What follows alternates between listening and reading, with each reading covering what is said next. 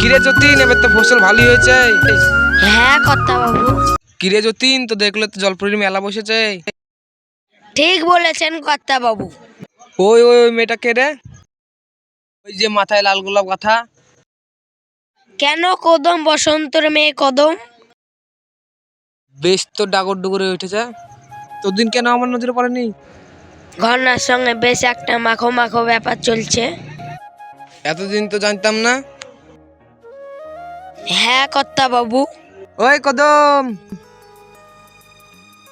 কি হয়েছে?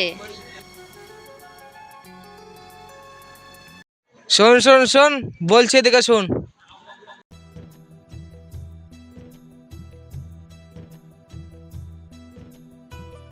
বলছিলাম, এত রোদে আর কি আর মাছ ধরছিস? ধরা আর পড়ছে কোথায়? হাত লাগলেই তো পালিয়ে যাচ্ছে। আহা আহা, কি কষ্ট। আমার আলোতে চলে আয়, আমি মাছ দেবো, তুই আরাম করে বেচবি। টাকা দিয়ে না গায়ে গোতরে। কি মহেশ বাবু, মেয়েদের ভিতরে কি স্টো সেজে কি করছো? না না, এদিক দিয়ে যাচ্ছিলাম, তাই একটু ঘরের খবর নিচ্ছিলাম। তোমার আর জবাব নাই চাদু। মেয়ে দেখলে ঘরে খবর নিতে ইচ্ছে করে নাকি?